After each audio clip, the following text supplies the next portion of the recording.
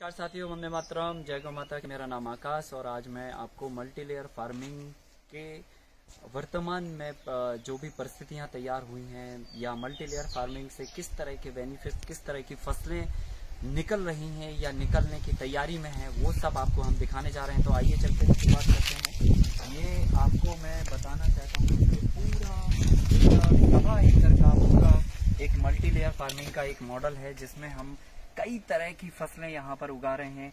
So multi layer farming का meaning तो आप सभी लोग जानते ही हैं। नहीं जानते जो लोग, तो उनको मैं बताना चाहता हूँ कि जैसे हम शहरों में कम जगह में ज्यादा लोगों की रहने की व्यवस्था एक के ऊपर एक घर बना के करते हैं, ठीक उसी तरह से हमारे पास जगह कम थी तो कम जगह में कैसे हम एक के ऊपर एक फसल को उगाकर कम जगह में ज्यादा फसलों को उगाएं, उसके लिए ये फॉर्मूला हमने तैयार किया। और इसमें हम एक जमीन के अंदर फसल उगाते हैं, जैसा कि यहाँ पर मैं बताना चाहता हूँ आपको। यहाँ पर नीचे हल्दी की फसल हमने लगा रखी है, उसके ऊपर जो है पत्ती वाली सब्जी के रूप में यहाँ पर धनिया बो रखी है। फिर उसके ऊपर ये लता वाली फसल के रूप में हमने ये कुंदरू की एक लता वाली फसल लगा रखी है। और इसके बीच बीच में 15x15 पर हम यहाँ पर पपीते की फसल को लगाने वाले हैं, जो इस स्ट्रक्चर के ऊपर जाएगी। लेकिन मैं आपको इसके जो माइनरली बारीक फायदे हैं वो प्रैक्टिकली यहाँ पर दिखा के समझाना चाहता हूँ कि देखिए, अभी वर्तमान में ये अप्रैल का महीना लागू चल रहा है और अप्रैल में काफी जो गर्मी का एक प्रभाव होता है वो काफी बढ़ जाता है। और गर्मी के प्रभाव के कारण जो हम खुले में वर्तमान में जो फसलें लगाते हैं उनमें पानी की तो तकलीफ होती है, साथ ही साथ जो एक तेज धूप का असर होता है, तेज गर्म हवा का असर होता है, तेज जो है ना लू का असर होता है, उसके कारण जो फसलों की जो क्वालिटी है, जो वेजिटेबल की क्वालिटी है वो बिगड़ जाती है और वो क्वालिटी के कारण बाजार में दाम नहीं मिलते हैं और उसी टाइम पे वो सब्जी जो है ना काफी अच्छे दामों में बिकती है। मैं आपको बताना चाहता हूँ लेयर फार्मिंग के एक मेन बेनिफिट्स को कि जब हम एक लता वाली फसल को लगाते हैं, एक स्ट्रक्चर के ऊपर वाली फसल को लगाते हैं और एक पत्ती वाली सब्जी को लगाते हैं और एक कंद वाली फसल को लगाते हैं, तो सभी फसलें अपनी अपनी जगह पर महत्वपूर्ण रोल प्ले करती हैं। जैसा कि यहाँ पर आप देख पा रहे हैं, हमने पत्ती वाली सब्जी के लिए यहाँ पर कुछ 5, 7, 8 बेड जो है ना हमने धनिया के लगाए हुए हैं। इसके नीचे हल्दी ऑलरेडी है जो जर्मिनेशन की प्रोसेस में है। यहाँ पर हमने करीब 5-7 बेडों में ये मेथी का साग लगाया हुआ है, जो कि लगभग फरवरी महीने तक आपको मिलता है। लेकिन हमने यहाँ पर इसको मार्च में लगाया था 15 के आसपास और लगभग 15 से 20 दिन के अंतराल का वक्त हुआ है और ये तैयार हो गया। और इसका जो मेन फायदा है वो ये है, आपको प्रैक्टिकली यहाँ पर दिखाना चाहता हूँ कि ये जो पत्ती वाली सब्जी है ये पूरा इसने सरफेस को घेर लिया है। और ये सरफेस घेरने की बजाय पर यहाँ पर वीड्स के सीड्स तो पड़े हुए हैं काफी, लेकिन वो निकलने की हिम्मत नहीं कर रहे हैं क्योंकि उनको कोई जगह नहीं है यहाँ पर। सो बेसिकली जब हम पत्ती वाली सब्जी को बोते हैं तो 3 फायदे इससे निकल के आते हैं। एक तो ये पूरी जगह को कवर कर रहा है, तो कोई वीड्स नहीं निकल पा रहे हैं, खरपतवार को जगह नहीं है।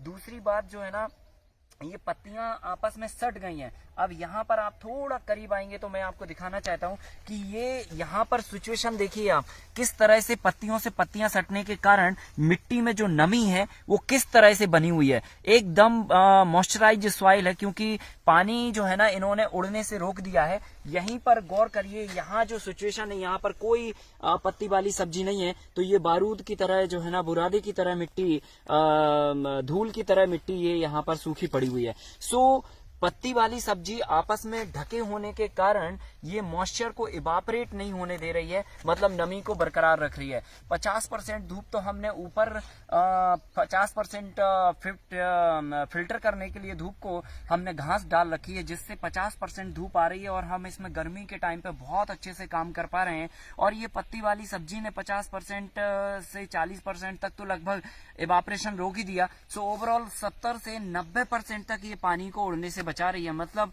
अगर हमारे पास 20-30% पानी भी है अगर, तो हम 4 फसलें आसानी से इसमें उगा सकते हैं। दूसरा इसका फायदा ये है कि ये खरपतवार को नहीं आने दे रही है।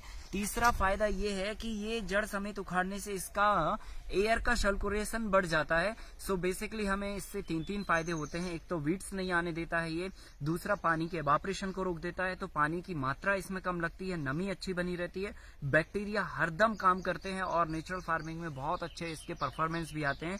और फिर उसके बाद जो है ना ये जब हम इसको रूट समेत निकाल के बाजार में बेचते हैं तो बेसिकली ये धीरे धीरे करके स्पेस खाली होते जाता है, ताकि नीचे की जो कंद वाली फसल है, अदरक, हल्दी, अरबी या जो भी हमने लगाया, वो ऊपर की तरफ आने लग जाए। और मैं आपको एक बात और बताना चाहता हूँ, आज वर्तमान में अभी ये अप्रैल का महीना है और अप्रैल के महीने में मेथी का साग बाजार में मिलना बहुत असंभव टाइप की बात हो जाती है, लेकिन यहाँ पर यह संभव है। और संभव के साथ में जो क्वालिटी यहाँ पर आपको दिख रही है, शायद आपको कैमरे में दिख रही हो, ये जो क्वालिटी है, ये क्वालिटी का साग जो है ना आपको कहीं नहीं मिल सकता है, क्योंकि ये पूरा पोषक तत्वों से भी भरपूर है, गुणवत्ता युक्त भी है और मतलब फ्रेश भी है। सो बेसिकली इसके अंदर, इस पूरे वातावरण के अंदर जो क्वालिटी बनती है, सो जैसे हम अपने रहने के लिए एक वातानुकूलित घर बनाते हैं जिसमें हम अपना, ठीक है, अपना कंफर्ट जोन ढूंढते हैं, ठीक उसी तरह से हमने ये पौधों को अच्छा से ग्रो करने के लिए वातानुकूलित एक घर बनाया है।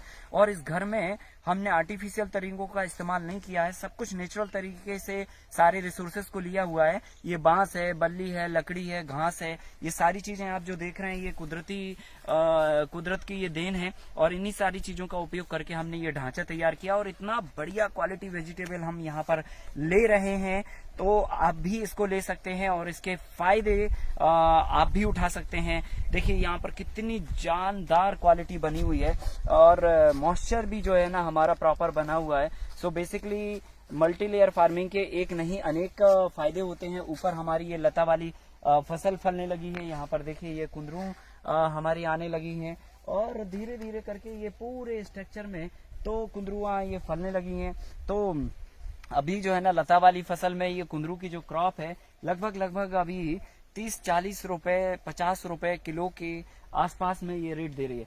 तो और ये एक बार लगाने पर कईयों साल तक चलती है। ये हमारे पिछले 4 साल पुराने पौधे हैं जो अभी तक यहाँ पर लगातार चल रहे हैं। सो कुल मिला के इनका फ्रूटिंग टाइम लंबा है, 9 महीने तक ये लगातार फलते हैं और एक बार लगाने पे तो आपकी उम्र के बराबर चलते हैं, मतलब 20-30 साल तक भी आप इनसे उत्पादन ले सकते हैं और बेल से बेल लगातार बना सकते हैं।